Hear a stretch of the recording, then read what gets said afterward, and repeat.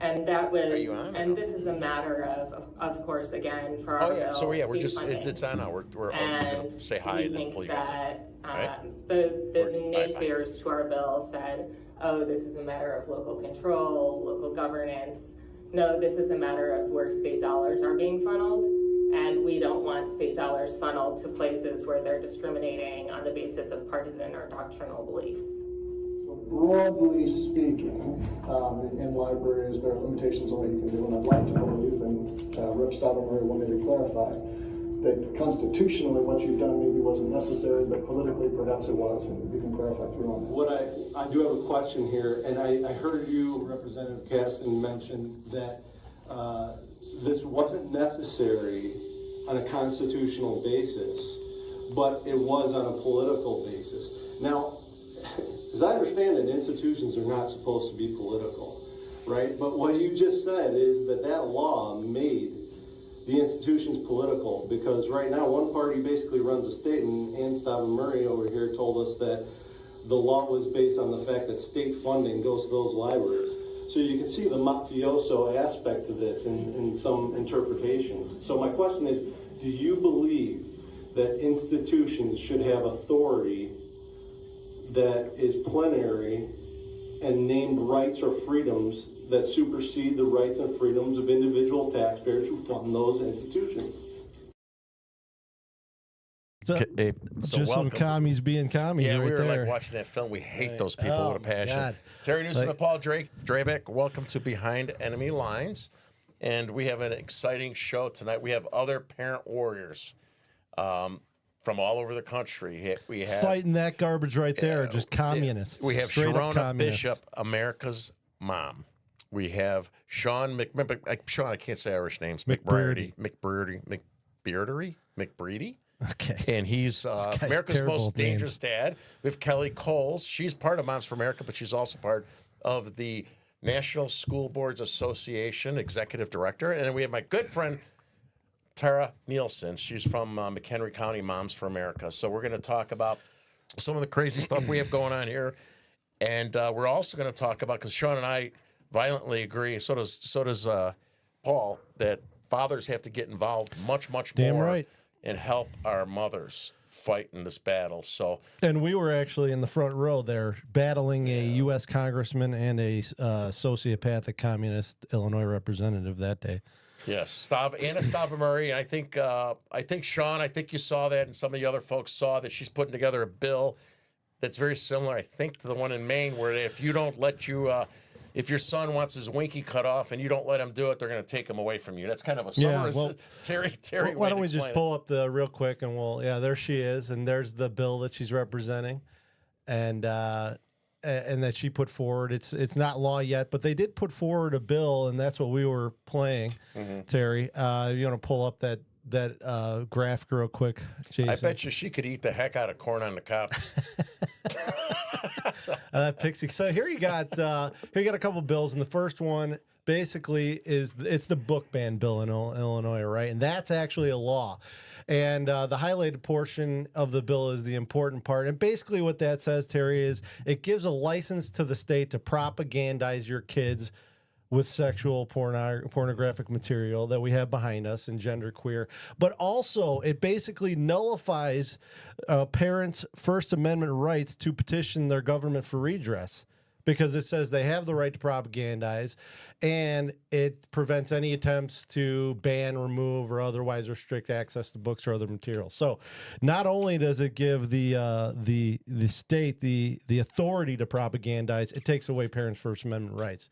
So then we move on to what this psycho just introduced on February 7th. And here you see the highlighted portions say, denies a child access to necessary medical care, including, but not limited to, primary care services, abortion services, or gender-affirming services.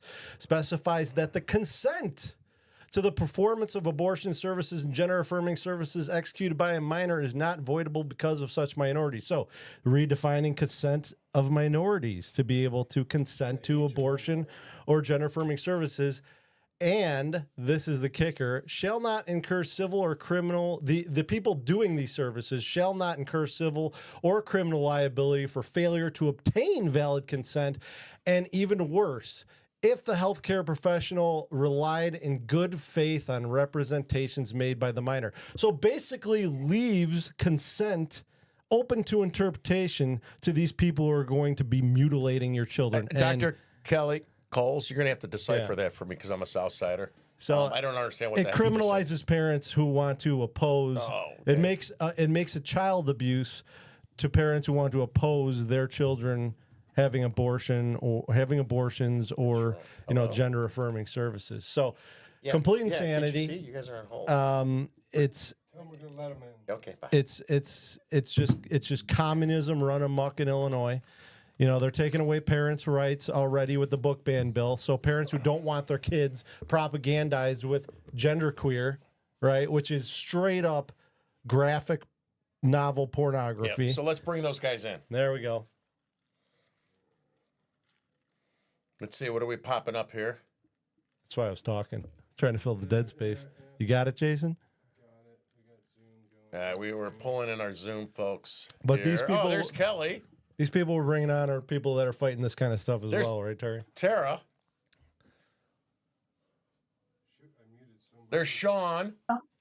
There, we heard somebody. There's Tara. There's Tara. There's Shawn. Shawn, you're wearing blackface today. What the heck is going on there? There we go. Little 4-box going. So we're missing Shawn. Make sure they can hear us. Can you guys hear us? Yes. Okay, we got Kelly, Tara. You can hear us? Shawn's not there. Tara. I mean, not Tara. I got Sherrona. We lost Shawn. Well, Shawn's coming back on. So I think let's start with Kelly. Kelly, I don't know if you heard that new law there that was proposed and the law that we already have that is in effect. But obviously, you've got some extensive experience with teaching, and you are. Why don't you just give us a little bit about your background and Sure. And then you're going to have to refresh me on what the new law is. But Sure. I was a professor for 11 years at university, a couple different ones, university. And then I was in private practice for 15 years. And then I ran for school board. And in doing that, I learned a lot about the K through 12 system. And learned that I didn't want my children there anymore, so I left. Yeah. But during that 4 years, I saw a lot of what I didn't know and what most parents do not know, and that the system is really failing us in so many ways. But the system, to me, appeared to be all about the cash and not about the kids. Right. And our board members are trained to be nothing more than feckless bobbleheads. And they're trained by an organization in every state that pretty much does that to them, teaches them that your job is to be a cheerleader for the district, even though we all know that is not why you vote for a school board member. Right. You vote for them to represent you because the people inside the district have representation. It's the people outside the district that do not, including the children. So the board members aren't there to be a cheerleader for their district. They are not there to have nonstop celebrations, high fives, pats on the back. So if people need ego boosts, they need to look from the group within. That is not a school board member's job. If a school board member is not talking about academic outcomes 90% of the meeting time, then they're an ineffective school board. So I now teach school boards how to be more, and to be more than what they've been, but to be what the community hired them to be. And that's watchdogs, that's accountability agents, that's to ask serious questions and demand serious surveillance of the academic outcomes. And forget all this other stuff that is interfering with the academics to the school districts and harming, and I'd say abusing children. Like SEL, DEI, CRT, destruction of American history. I can go on for a long time. This stuff has to stop, and academic outcomes has to be then the forefront. That's what I stand for. I work with Moms for America. We're partners. I have the National School Board Leadership Council that I'm the executive director to, and I run the School Board Leadership Project with Moms for America. Thank you. Thank you. Tara, why don't you do your elevator pitch of who you are, and then we'll work our way to Sherrona. Then the most dangerous dad is last. Women first. Sure. So I'm Tara. I'm Tara, and I am a measly state liaison for Moms for America in Illinois. So my job is to promote and share Moms for America and connect all the people who need what Moms for America has and help them to start their own meetings or, rouse up, get us to gather together and help where we can. And it's really great because Kelly has done a lot of training with us. And I know, I believe even Sherrona's on the board. So this is kind of neat. Thank you. Thanks Go ahead, for being Sherrona. on with us. I'll let America's Most Dangerous Dad talk first. And this is my friend, not my husband, just to be clear. Right. Yeah. A lot of pressure, but no, I appreciate it. We're here from CPAC here in Washington, D.C. tonight. Going to be here for the next couple of days. So my name's Shawn McBreairty. I have a podcast, audio podcast called Maine Source of Truth. And I bring in K through 12 educational leaders from across the country to really talk about the horrors of education. And so the journey for me started with exposing my twins district on critical race theory. That became a global story when they weren't going to allow me to go to my twins' then senior high school graduation. I left that town, moved back home, took the summer off, and then I ended up exposing that local district for hypersexualization of minors and the books and all those things. Mm-hmm. And now we've kind of spun forward. We're talking about the transgender bathroom issues, transgender athletics, social emotional learning, as Kelly mentioned. So for me, I'm from the state of Maine. It's been a crazy voyage here the last almost 4 years, but I was able to make friends with Sherrona, and glad to be here tonight. So thank you. Thank you. Yeah, thanks for coming on.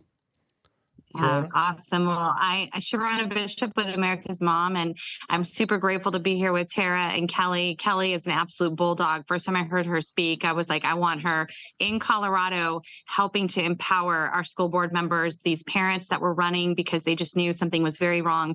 Everything you said, Kelly, is just so spot on. So I was a concerned parent too, trying to do everything I could in my school district, helping people run for office, being absolutely mind blown at the low expectations, which is really just extremely disrespectful to our kids, disrespectful to our students. This idea that they can't learn if they don't have their emotional healing met, of all the digging they do to them, the trauma that they create in them. It's the craziest scapegoat I've ever seen, and I wouldn't have believed it had I not gone through it myself with my own kids. I would not have believed that these grown adults would be purposely trying to create trauma in our children so they can be seen as some kind of hero. It's disgusting. It's what is that, Munchausen by proxy from teachers towards children that don't even belong to them. Mm-hmm. They have no rights over these kids, and yet they assert themselves as though they have more authority than the parents, and they're actively pursuing that. They're writing legislation to provide that. They're actively doing things in states across this country to remove the parent. And so I'm grateful. And Tara, a little liaison, are you kidding me? We don't get things done. We don't get things done if moms or dads, if people don't stand up and say, I'm going to take time, my precious time, and apply it to this to protect some children. I think it's the most important thing we can do right now. We've got to protect these kids. They don't have anyone watching out for them anymore. When the law is used to protect pedophiles and groom your children between the hours of 8 to 4 p.m., we're in big trouble. We better have adults in the room who are going to stand up for these kids. So what an honor to be here with you, Terry, and all the great work that you do. I mean, gosh, this is such a privilege. Thank you. Oh, thank you very much. I want to thank all three ladies there who defended my reputation against establishment rhinos. All three of them stood up for me against the internal, without getting into it, establishment rhinos that came after me. And these mama bears saved me, actually. So I want to thank you. My pleasure. So we got you fixed.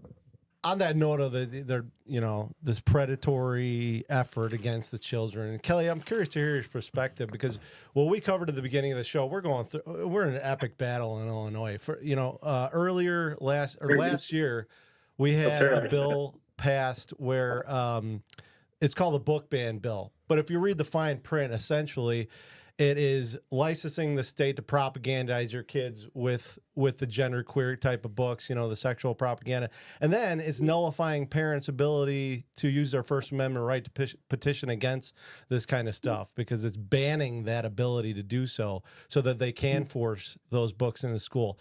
Now they've introduced the law, or a bill, it's not a law yet, that criminalizes parents who want to prevent their children from getting abortions or gender affirming care. So I'm just curious of Kelly, what your thoughts are on the teachers unions and how they influence this type of stuff. Because we talked to somebody not too long ago that my said, organization is on their enemies list. Okay, yeah. And I'm grateful that they've identified me as their enemy, because I am. They are absolutely 100% responsible for everything that's happening in our public education system. They are the ones who have written the propaganda. They're developing right now mountains of their so-called research opposing homeschooling, opposing school choice, opposing opportunities for kids, choice for parents. You know, they don't care. It's really not about the children ever with them. It is really about the cash and the membership, and that membership gets them more money. It is about power. And I believe they're communists that are pushing their political agenda. Yes. And they don't care that it's abusive to our children. They don't care that it messes up their minds. Exposing children to pornography messes with their social, emotional development. So this has to stop. And if I were a parent in Illinois, I tell you, I would quit my job and I would stay home and raise my own children, educate my own children, and stop this insanity. It's absolute child abuse. I hope this goes all the way to the Supreme Court. And I hope that they would rule correctly on this. Removing the parental rights is something that we went through when I was at Springboro. And I kept saying to my district, why are we taking on the role of the parent? This makes no sense. It's Yeah, and Sherrona and Shawn, just Kelly brought up a good point there. At the heart of all of this is communism, right? I mean, I get reprimanded by our local rhinos calling it out as communism. Oh, we don't want to. I wouldn't call it communism. Like, well, I mean, if you read the laws and the policies and you know a little bit about history, it looks a lot like communism to me. What do you guys think? Well, the American Library Association is run by a Marxist lesbian who believes that libraries should be sources of socialist sites of socialist organizing, right? Mm-hmm. So when you break that down, and then each of the states, like in Maine, we have the Maine Library Association. So this is just a Democrat Ponzi scheme, kicking money up, just like the teachers unions. And so what we've seen is they want to make sure that the parents don't have any rights to kick this stuff out of the schools, and they'll call us book banners, which nobody's banning books. Stuff shouldn't be there to begin with. So what I often say to folks is, would you put a loaded handgun in the library? And when you say something like that, these teachers freak out. And I'm like, it's just as bad. The innocence lost of a child is never regained. Yeah. Yeah. Yeah, I think to your point with communism, the first agenda item is to remove the parent from the child. Right. And in states like Colorado and in California, where we're seeing laws are literally being made that disregard the parent, even the name that they've given to their child. Colorado's passing a law right now that says a child must be, actually it's been signed already, just hasn't been signed by the governor, passed already, but not signed by the governor yet. It says that the child must be called whatever the child wants to be called as a matter of law now, at any age. By the way, there's no age restriction to that. So there again, even the name that you've chosen for your child is not sacred there. And so that's definitely the first move in Marxism, is to remove the parent. It's debilitating a little bit, because you think that you can't compete with the union. You can't compete with what public schools are doing. Parents feel very limited in their choices and options right now. And I think that's where Moms for America specifically comes in and empowers parents, gives them the tools, reminds them that they are the ones who are in charge of their child, and stop acquiescing to the state. And the public school system is they've taken whatever you've allowed them to have. Right. This is a belief system. If you believe that the state has all the power, like communism wants you to believe, then that's your religion and that's what you believe and that's how you conduct your life. I believe that I'm a free person. I live for liberty. And I am the parent. I am the one who is sole responsible for my child that was given to me by God. Communism certainly doesn't acknowledge that portion either, that this is a gift, a divine gift that's been given to you. And you're expected to be the one who nurtures and brings up that child, not the state. So it's a matter of a belief system. And we don't want parents to be enslaved to this belief system. So if they get their way, then yes, they control your child.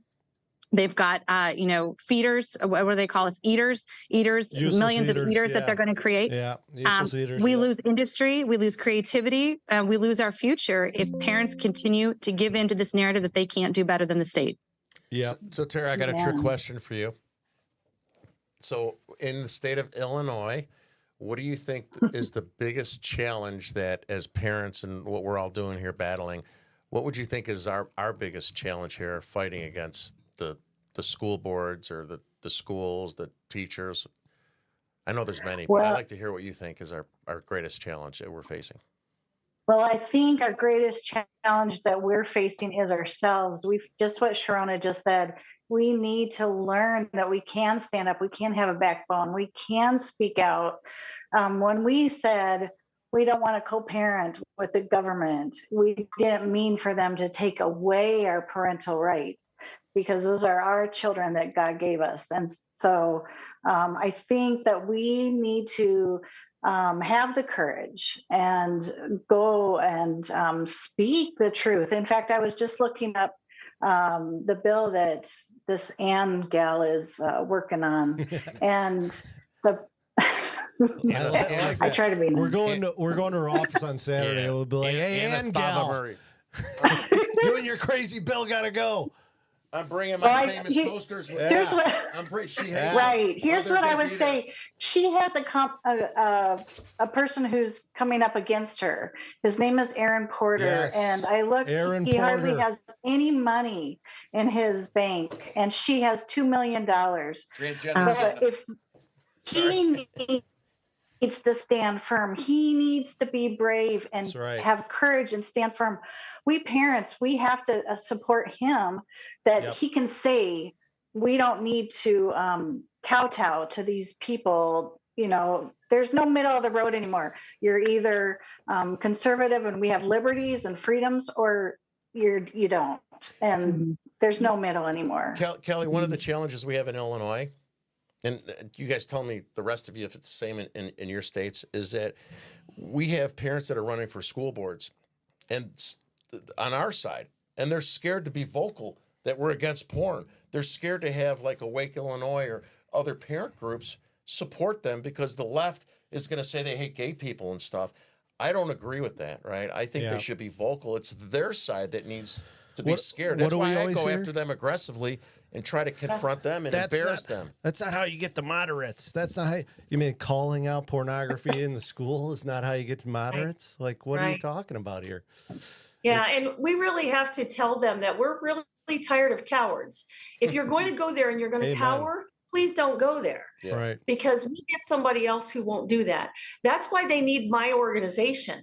I'm the only one out there giving them the power to message correctly and to call it what it is, but message correctly. So today I spent quite a bit of time with a dad who's running for school board in Arizona. He's got 2 other people running with him who are good, but when he described their backgrounds, I was nervous for them, because when they have a business in town, or a couple of them, they are at risk of being targeted. And that's okay, as long as they know in advance how to message. Because I told him, here's what they are to say. They're to say that they care about this school district, that they care so much they're willing to dedicate their time to fixing it, and that academic outcomes matter. And we need to focus, laser focus on academic outcomes. I said the things that they say will give no one the ability to target them for bullying. So that's what happens is us common sense. I don't even call us conservative. It's common sense. You don't expose children to the things that they're exposing children to. It's common sense. So I wouldn't even label myself as a conservative. And I told him that. I would just say you're a common sense person that loves children and loves education. I want this district to succeed. In doing that, then we're going to laser focus on academic outcomes. I'm going to look at the academic outcomes now. If our superintendent treasurer, all the administrative staff doesn't like the fact that we're going to laser focus on academic outcomes, they need to leave. I'll just tell them right now in advance, they need to go. Yeah, I told, on Saturday, we're going to go protest her office. She's not there. I wanted to go to her house. I want to go in front of her house and, it's a little too, and the liberals do it, yeah, though, they right? go to the Supreme Court Justice's house, right? So why can't we go to these radical leftists that are trying to hurt our children, take our children away from us, right? Right. And I think we got to get more aggressive, and I don't mean physically or violently. You mean assertive. You mean assertive, right? Yeah. Well, I'm kind of lying. Yeah, here's the reality too, you guys. I mean, really, I'm a parent. I pulled my kids out of school because of the COVID policies initially, and that, obviously the comprehensive sex education, all the radical bills that were put in our state in a matter of months. But what I found was that a lot of parents are, they're so stuck in the system. They're so stuck in the way that we have always done things that they can't imagine for themselves something better and something different. When it comes to running for office, though, I do want to say this and stress it. You feel alone. You feel very alone on these school boards. Even if you've run as a slate, even if you believe that people were like-minded, you can watch people's characters fold so fast because they do get afraid. They do get scared. They don't think that they have support. In Colorado in 2021 elections, we flipped 13 school boards across the state. And then through pressure, we're able to, flip it to parent control through recalls. And then, people just stepping down because they didn't want the pressure that parents were asserting on them. That was fantastic. But now that things have kind of calmed down with COVID, you see parents going back to the vomit again. Yeah. You see them putting their kids back in the schools again, acquiescing again, saying we had sex education too. They're not willing to really look at what's happening here. So with school board members who are willing to take this on, those who are still involved in the fight, we've got to be the ralliers. We've got to be the instigators of support. And I'm watching that happen in my own district back in Colorado. Just a tremendous human being who ran for Garfield County RE2 school district in Rifle, Colorado. And they're trying to recall him right now. So the punishment is if you stand up for the kids, they are going to wield that Democrat cash and they're going to come after you. Thankfully, I don't think the recall is going to work. But that's the worst thing people want to face because they feel like they're letting their constituents down. They feel like they failed somehow. So the reality really is these people were not politicians. I wasn't a politician. Terry, you weren't a politician. We weren't leathered for that yet. We hadn't put our armor on and learned how to be tough yet. So my best hope is that these parents, these people who run for school board, they'll toughen up, but they'll also have our renewed support. Right now they need it. The Democrats they're pushing back. They're mad at us for what we've done and what we've exposed. They are mad. And so we have to be there to support them. And Kelly, what you've done for our school boards in Colorado, by the way, you guys don't know, Kelly has been such an unbelievable voice of support and common sense and courage. And so the work she does truly it is restorative. When they're starting to get weak-kneed, Kelly comes along and reminds them, this is what your job is. Yeah, well, there's two things I want to add to that, Terry, if I could, is that one of the things is, and right now my T-shirt says I identify as non-binary is my T-shirt. Tomorrow I'll wear my T-shirt that says I'm not here to wake up the sheep, I'm here to wake up the lions. You need lions to get on the school board. You can't take a sheep and try to wake them up because they're going to become a sheep again when the lights are bright. And we see that in Maine all the time. The second thing is a lot of these school boards, the lawyers for the district are coming in and they are pressuring these school board members to comply and be basically subjects of the state, not constituents locally. Like they don't count. You're here to speak for the state Board of Education, which I think is just complete nonsense. And so I tell people all the time, if you have a person who is not committed fully getting into these positions, it's just not going to work. And then they're going to laugh at you. Yeah. Yeah. Well, and we here in our local area, Terry and I are kind of fighting back against that rhino perspective where, you have to acquiesce. I mean, I'm sure everybody on the call knows how deep blue Illinois is, but there's this perspective that, well, Illinois is a blue state, so they try to fit into, you know, wherever the Democrats will let them fit into. The problem is we just had 35 pages, not 35 new laws, but 35 pages of new laws go into effect January 1st in Illinois. So we're fighting an uphill battle, but you cannot win unless you actually call out what the left is doing. And what Terry and I run into is that they don't even want to call it out.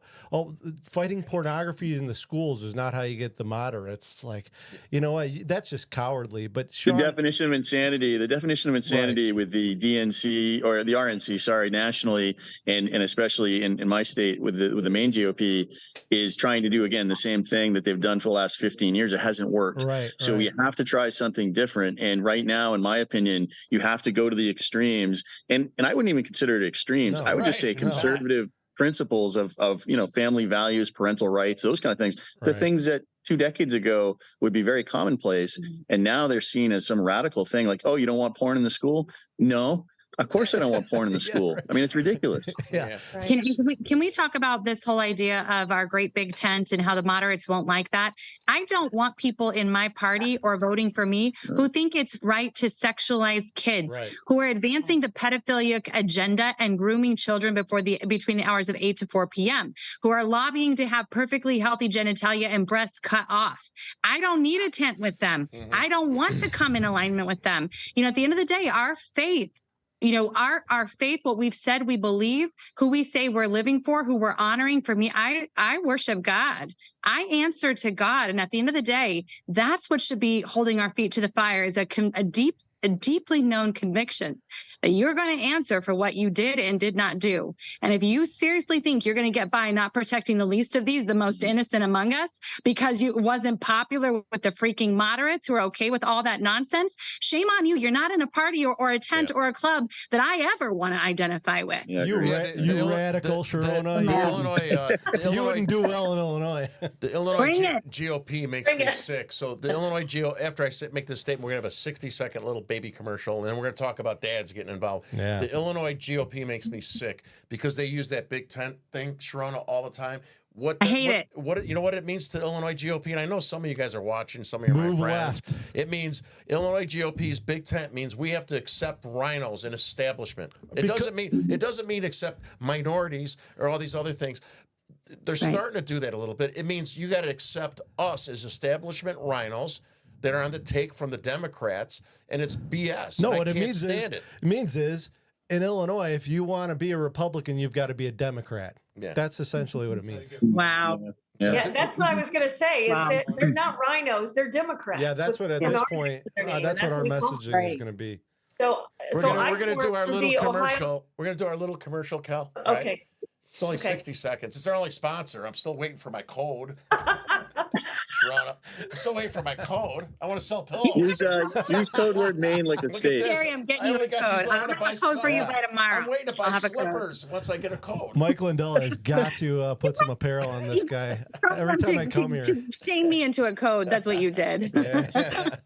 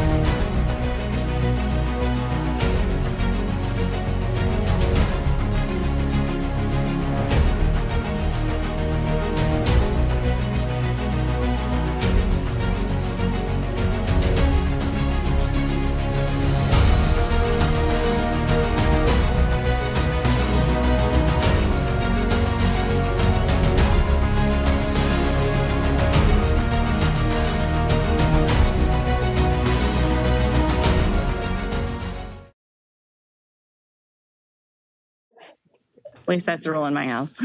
All right. Sometimes you have to pay extra for that. It's much. So on that note, that's a great segue, Terry. Yeah. So, well, one reason we brought these guests on was we wanted to express how appreciative we are for all the mama bears out there. And Terry, it seems like everywhere I look, there's another moms group that's out there trying to fight for kids, parental rights and fight for their kids. But one thing I don't see a whole lot of is dads getting involved. And Shawn, I know you can identify with that. You want to give us a little bit of your perspective on, you had to be in the minority in Maine, obviously speaking up as a dad, and maybe give a little clip of your story and tell us. Before you start, Shawn, talk about when we were at America Fest and you and I were sitting in the bar and you actually said your story first. So we're just getting, spending time together. And it's like, holy cow, that's my story. Remember about about the tactics and all, so say that first. We were sitting there talking. It's like, he's got twins, like I got twins. I have, Southside Italian. I have twins. And go ahead, I'll let you do it. Well, yeah. So again, Sherrona hooked us up, which was great. But honestly, I don't know. Beyond Terry, and I say Terry's a brother from another mother. I don't know of many fathers, dads out there in America.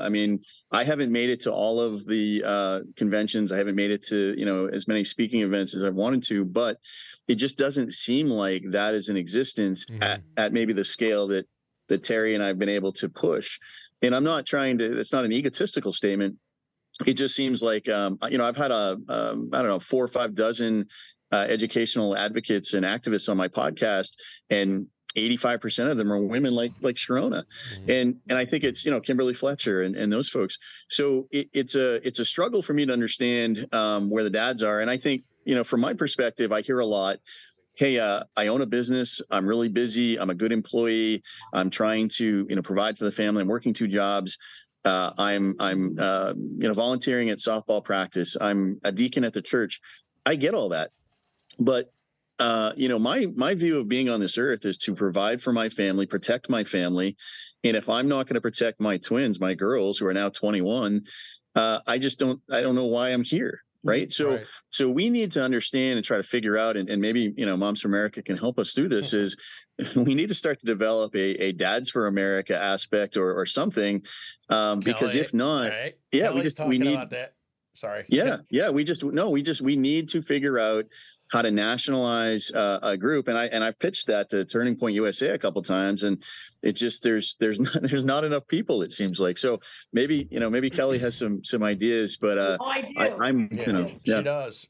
So go ahead, Kelly. Should tell about Tom Renz and everything that Go ahead. I've been telling Terry that for months now, that we have the dads.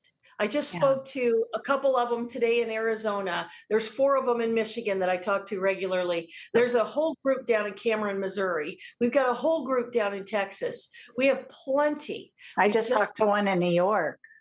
Yeah, there you go. Yeah. There's tons. We got to get them on the show. Fight this fight maybe with us. Maybe Maine is just full of beta males and they're not showing up. I don't. Maybe my state is. Kelly, what we'll do is we'll talk about this offline, because I love Tom. If you're watching, probably not, but if you are watching, Kelly introduced me. I love the guy, right? And he wants to do this, but the man is so big. He's got so many things going on. Kelly's like, "How's it going?" I'm like, "Oh, we can't get on the phone together." So we'll figure something out, Shawn, all of us, and we'll get something going. And they're waiting. These guys are waiting all over the country. I've been telling them that we need to do this organization. They said, "I'm with you. I'm with you." The first school board meeting. The first school board meeting I went to about the masking, right? And then I found out later about the porn. And I talked to a bunch of moms on the phone, never met them in person. I got there half an hour late.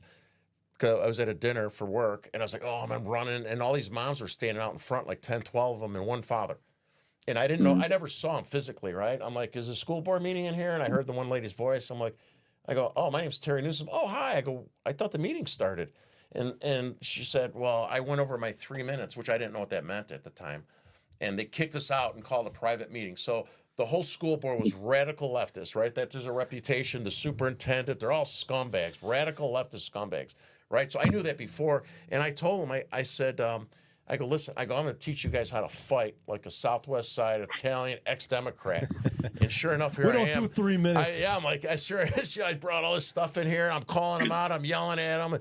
And sure enough, I think I did a good job. I become national attention just by fighting back. That's where we met. Where I thought the same thing. I'm like, "What? This is nothing but." Yeah, we met there. He's doing a nice speech. I'm like, Yeah.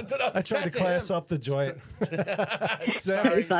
After this guy, it's like, oh, geez, what's going on here? But follow up with Shawn, though. I agree with everything everybody just said there. But one thing, this comes down to just having the intestinal fortitude to speak up for what you know is right. And Shawn, it sounds like you're in a minority out there, but what is your message to dads in that sense? Because I would just say that Terry and I kind of followed your example in that we were just like, well, we were silenced by our own local political organization because we said, hey, get out there and say something. Talk about this. Like, you guys got to combat this. And they were like, oh, no, we don't want to politicize the school situation.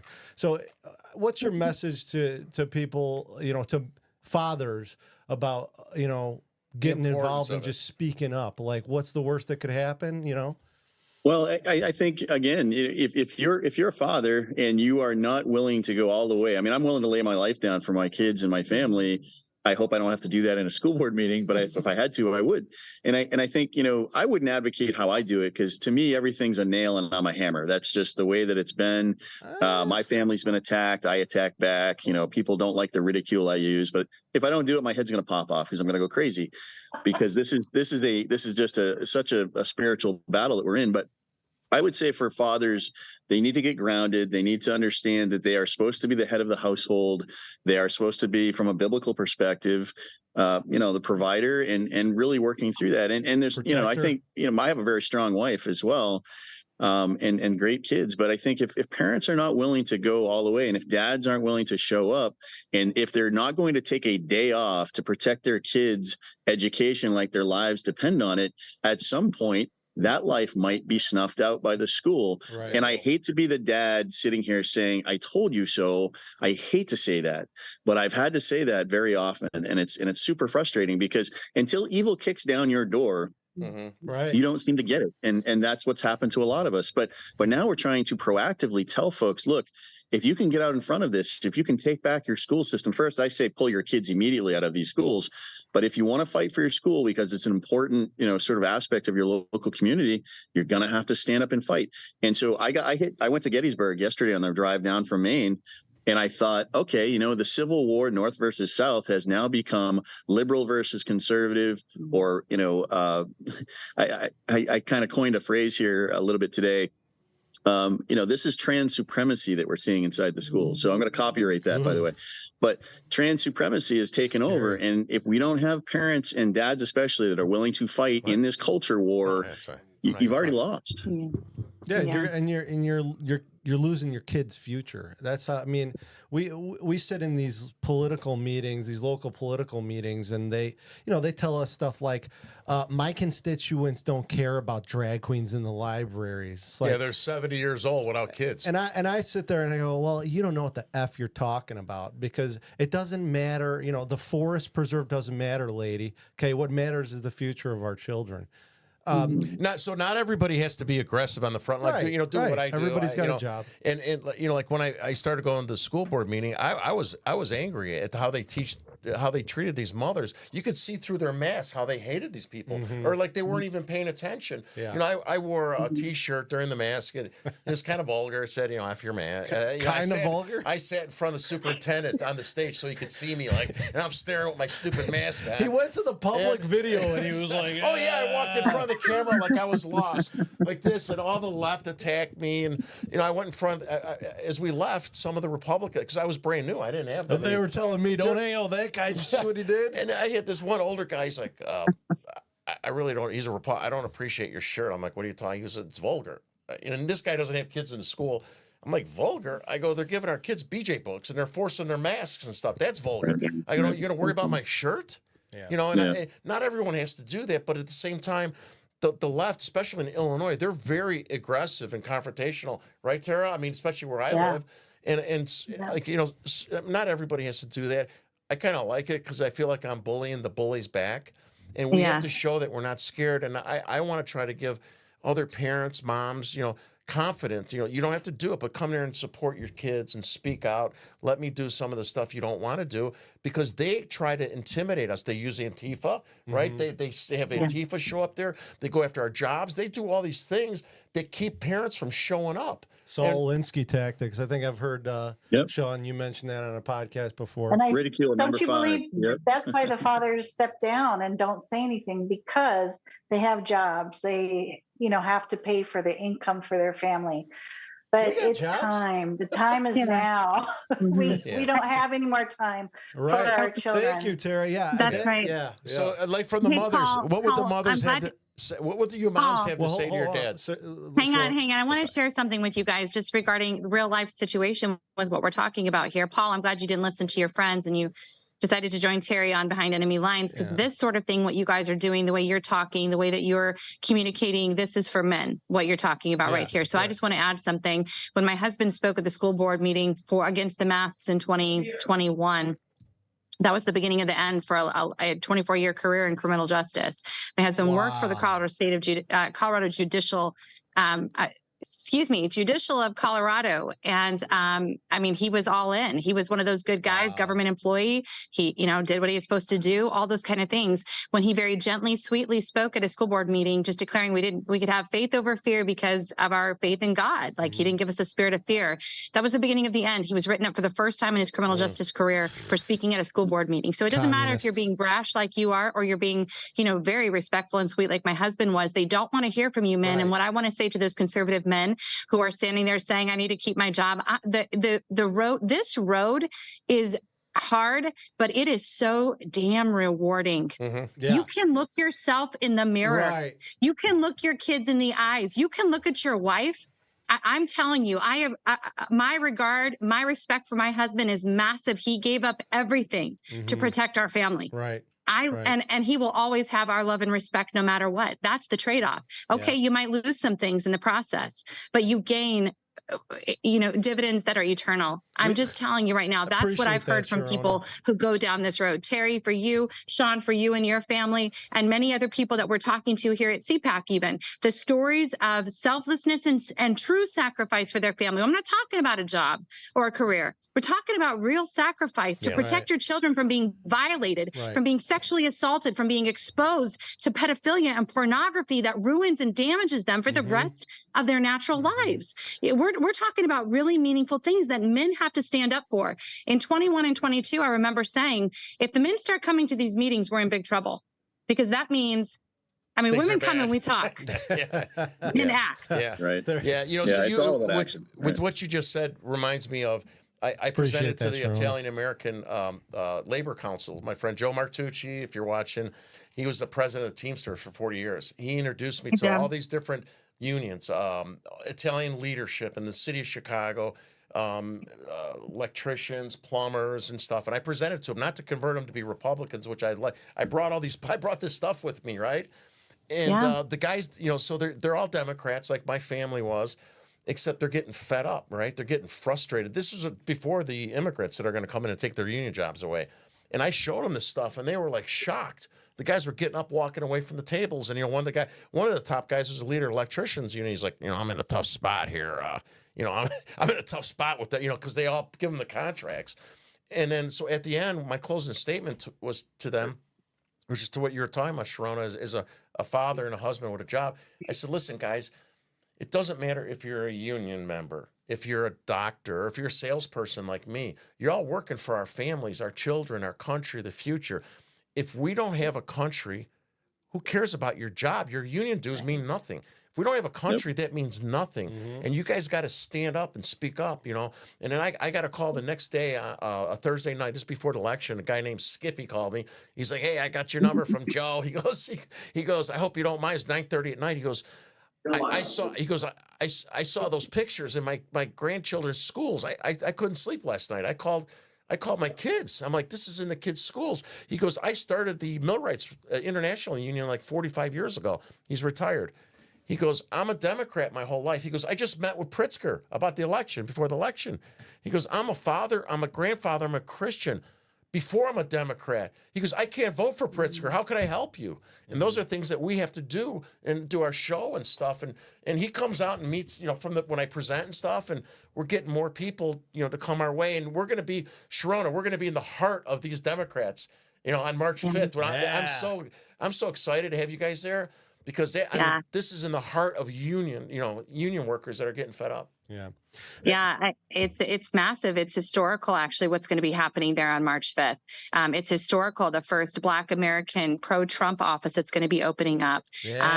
It's historical that people are truly putting aside party politics to do what's in the best interest of the American people. We're taking that personally. We're absorbing that responsibility. And that's, Terry, these warriors, great warriors, are usually the most unlikely people.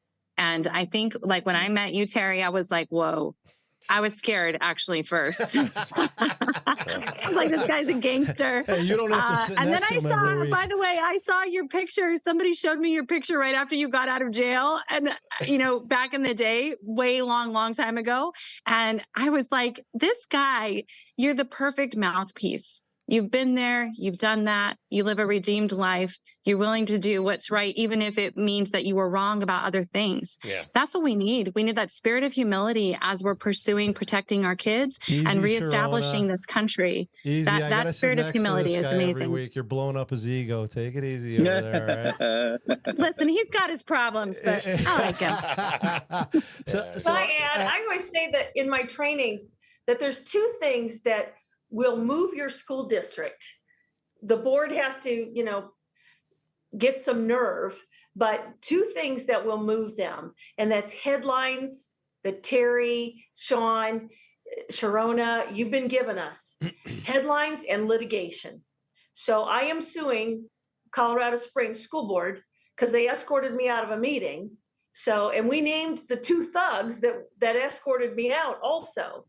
And we're in discovery right now, but that's what we got to do, guys. We got to sue them, sue them. They use It's funny you mentioned that, Kelly. Real quick. So I've been involved now, I think, in 5 school lawsuits. We just launched one today. I just put it on Twitter at Shawn McBreairty. Basically, we are suing a school across the river from me because they're trying to bully kids who wanted to kick the boy out of the girls' room. And it's a 1983 case, which basically means the government's trying to bully you out of your rights, First Amendment rights. But we should talk offline. Let's get connected, and we should combine some forces on that type of stuff. I am doing my best to connect plaintiffs with lawyers. Sometimes now I have lawyers who will watch school board meetings and call me and say, okay, I need a plaintiff for this school district.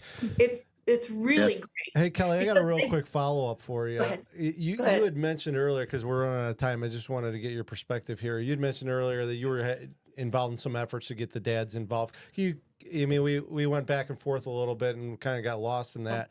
Can you give us a little bit more on what you're trying to do in that effort, and anything that you can say to encourage dads to get involved? That was going to be my last question. So after you answer that, Kelly, Sherrona, you guys say something too about about getting dads involved. At least what you think, right? What we're doing, So often there's parents who will contact Moms for America, somebody on the staff. They'll contact them and say, here's what's happening in my school district. Can anybody help me? Those messages get flipped to me, and I usually give them a call. When I give them a call, Moms for America pays for it. I mean, I don't get paid to do this, but they will pay my expenses, which that's all I'm asking for. Mm-hmm. But I go to that community, and I'm meeting with these people personally, and I'm hearing their story. I often attend their board meeting because I want to see the dynamics. And in the Colorado Springs case, I was holding a sign telling the board president to resign, and he didn't like it. So he had me escorted out. But, he told me to put it down. I said, no. So he said, well, then we're going to adjourn the meeting and have you escorted. I said, go for it. But I told the two thugs standing there, this is a First Amendment violation. That we're going to call you as a witness. I mean, I told him in advance this was going to happen, because my lawyer sits there and I text him as this stuff is going down, and he tells me exactly what to do so that we have a good case, right? He's fabulous. So anyway, I meet with these community people, and I tell them, here's what you got to do. You're going to do this, this, this, and this, and we're going to set this up, and we're going to sue them if they stop you. We're going to put out the message. So headlines, I make sure these communities, and there are a lot of dads in these groups, there's a lot of dads who take on the role. Okay. And they have in Missouri, for example, in Cameron School District, one of them is running for school board. But I said, you need a Facebook page, you need a website, you need little business cards telling everybody to go to that Facebook page and that website so that people can see what's happening. I said, everywhere you go, you drop a little piece of literature, you hand it to everybody coming out of soccer field, out of the baseball field, to send them to that website or that Facebook page. And you can block and delete anybody you want because you're in control of that message. I mean, I coach them for hours on how to get this out. Headlines and litigation. And these dads are taking it on. They said, that's a great idea. And they do it every time. The ones that are running in Arizona just called me for the first time a couple days ago. And I'm telling them some of this stuff. They said, man, that's a great idea. And here's what we're doing. And we just start talking. But I'm watching now. I'd say a couple years ago, it was mostly moms. I'm watching now that there's a 50-50 split. Oh, that's good. Oh, there you go. That's good to hear. Yeah. Yeah, it's great. Well, thank you for that, Kelly. Go ahead, Sherrona, Tara. A message to the fathers. You know, we need strong men. That at the end of the day, we need strong men who will stand up for us. I don't like doing this work. I want to go back to baking cookies and putting cobblers in the oven and teaching my kids. That's what I want to be doing. We've been put in a position where we have to do this stuff, and I really want to. I want to surrender that role. So men, please stand up, put the pressure on. We're here to support you guys. We're not afraid of toxic masculinity. We need it now more than ever. We need that masculinity to restore order. And you to take your proper role. I think Shawn said it best, honestly, that men know what their role is. They know why they're here. I think that was another big thing too. Like, why are you here? What are you doing here? We need you to protect women and children. So do it. Right. I go along with everything you guys said. Country and family need to stand above all of this other garbage that's going on. And I do believe, I really do. Not everybody has to be like Terry. Thank God. But here's what I say about that, Terry, is that courage helps other people. It breeds courage, right? So courage breeds courage. And the more you and Shawn and you all stand up and stand firm, these other guys are going to say, you know what? I can do that too. Or I can go and stand with them. So men, dads, you guys, grandfathers, if you have time, go. We will stand behind you. We'll support you. Yes, please. Tara, your husband Ken is involved. I talk with you guys together. I love him. He's involved. No, he's coming out. He's worked for the government for so many years that he's used to, saying the right things, but the time has changed. Terry, you're teaching him a lot. That's good. That's good. Thank God I had to take those hormones for prostate cancer. I'd probably be in jail for beating up a Democrat. Believe it or not. You have a good point, actually, about that. Like, they're drinking the water that turns the frogs gay. What do we expect is going to happen? Yeah, believe it or not, this is a soft side of Terry. I've seen the soft side of Terry too. Before the shows, I got to tell him to toughen up. He's sentimental. One more statement before, and I have you guys say where you could be followed and reached at. Sherrona, everybody knows who you are. But Don Kraus is another friend of mine. He's watching. Yeah. He's organizing. Thank you, Don. The Stava Murray that on Saturday he's organizing it. And I want to give him a lot of respect. We're going to go protest there. And I got this little jingle that we're going to, Stava Murray is a radical Marxist. Crazy. We're gonna chant, Don. I know you're watching. From the river to the sea. There it is. Yeah. Oh, there it is. Stava Murray. From the river to the sea, we don't want pornography. From the river to the sea, we don't want pornography. Oh, I like it. Yes, that's what she is. She's a river to the sea. So we're working on a guitar riff for that, but I don't know if we have enough time. The Mike Lindell. Oh my God. Let's flash the. Can you show that poster? Can you flash the flyer, please? There you go. Look at Mike. So you guys, they could hear me, right? Yeah, they No, so I love my, my mom loves them. I get pillows and What stuff. are you talking about? You just want a sponsorship. Yeah, no, I don't. I mean, it's just kind of like to make me official. Code word Maine spelled like the state. You just want free slippers, Terry. I saw him Can't get this guy out of Crocs. I did interview with Sherrona and other folks on his channel, and then Sherrona had, Shawn and I were behind his booth working with him, and I tell everyone, I see him, and you got a lot of important, wealthy people and stuff, right? And they get big egos, and I would watch him talk to people and take his time, and Sherrona would have to yank him out, because he's such a nice man. And he doesn't have a big ego. And he's always nervous, but he's taking time talking to everybody, and he's not rude, or he doesn't act like he's above everybody. And then he sacrificed a lot for us, right? He fought, he's still fighting for us. And it cost him a lot. Donald Trump and him, right? And they're sacrificing for us. So when you guys, whoever sees us from Chicago, please come out to our event on March 5th at Bourbon Street, and all the proceeds are going to Mike's his fund to fight for us. So I hope you guys see this. I hope you share it, and I hope you come out. Sherrona's going to be there, and I'm going to be a host with. I'll be careful. I won't even drink that night, and I'll be a host, and we're going to have a salute to. We're going to put a dog collar, one of those Zap dog collars on him just in case. Yeah, we're going to have a salute to the law enforcement, military. Yeah, we're going to get some. Paul didn't say he's a combat vet.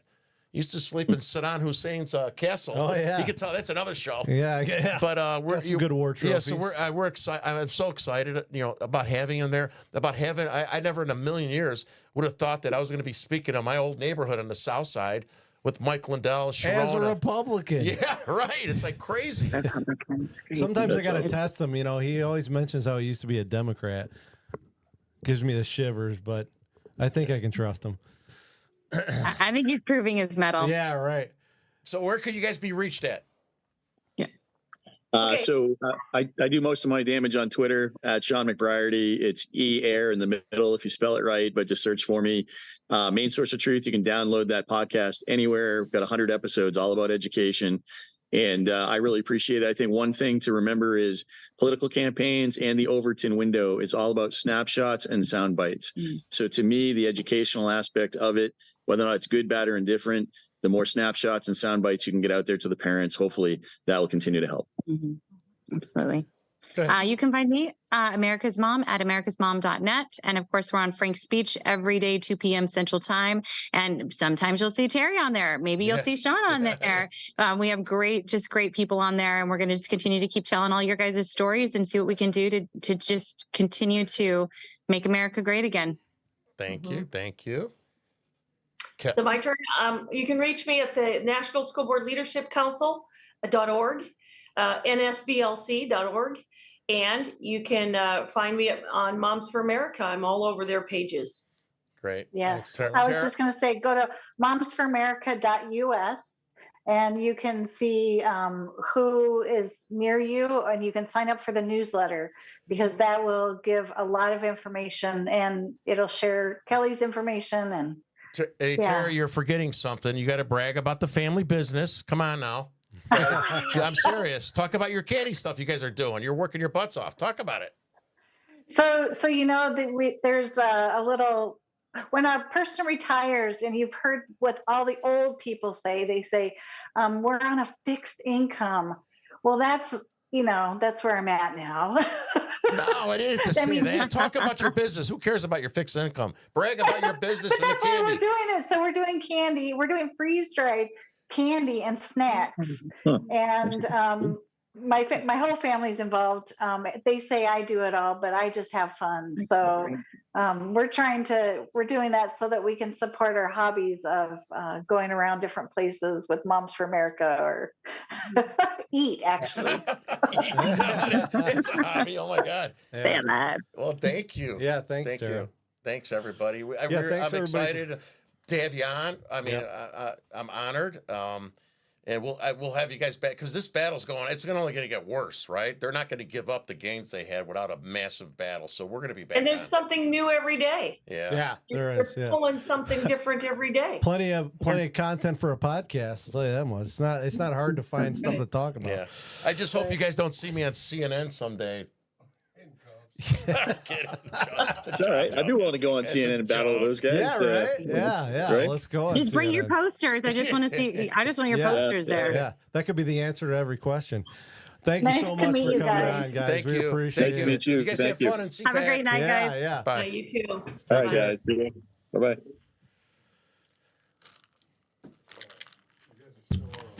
So we're still on. So Cheers. I think we're finished. So everybody, we need you to show up. Those of you who are watching Saturday, you got to show up. You'll find it on our website. Jason, can you flash that pic again real quick for, again, thanks to Don Kraus, a Downers Grove Township Republican organization. Is he a committeeman? I'm not sure. He's from Lyle. He shows by the up. way. He's Yeah, from that's Lyle right. He's Township. Lyle. Okay. But he shows up to a lot of meetings. Great guy. And, he took it upon himself to put out this message on Facebook. You can find it. And obviously, Don's information is there at the bottom. Yeah. And Don and his wife shamed me into not swearing. I didn't swear again today, right? I think you did a pretty good job. Yeah. So I appreciate that, I guess. Yeah. Wow. It's kind of uncomfortable. I don't know. but Jason, did you hear him swear at all? I think I didn't swear once. I don't think he swore. I don't think he swore. That's impressive. I said BJ. Is that a swear? Well, No, But that's not a swear. About the book. I was about the book. Yeah. And you even blanked out the. I blanked it out because I wanted. It's for kids, but I don't want the adults to see Maybe it. you need to stop taking so many. I like the hard nosed Terry. You gotta get a little more edge back to you. Thank you, everybody. Thank you, guys. Like, share, subscribe. Behind Enemy Lines. See it down Who's there. on next week? Oh, next week we got a big show with a big guest, folks. We have a whistleblower. Nick Kane, right? Nick Kane. Yeah, Nate Kane. He is a whistleblower for the Uranium One scandal. I forget which. Hillary Clinton. Remember that? I mean, this is a big one. I would argue this is one of maybe our biggest guest so far in the sense of the gravity of what he's going to be talking about. But it's all going to be about how corrupt our government is and our politicians and I think everybody knows that Hillary Clinton is basically Satan reincarnated. But So you guys got to watch this. you next guys week. got to watch it. It's going to be some inside baseball about what really happened with that Uranium One scandal and who was really colluding with Russia. Yeah, right. Unbelievable. So, and there's a book written about it too. So, I mean, it's all in public record. But yeah, great content for Thank next you, week. guys. Thanks, guys. Bye bye. Oh.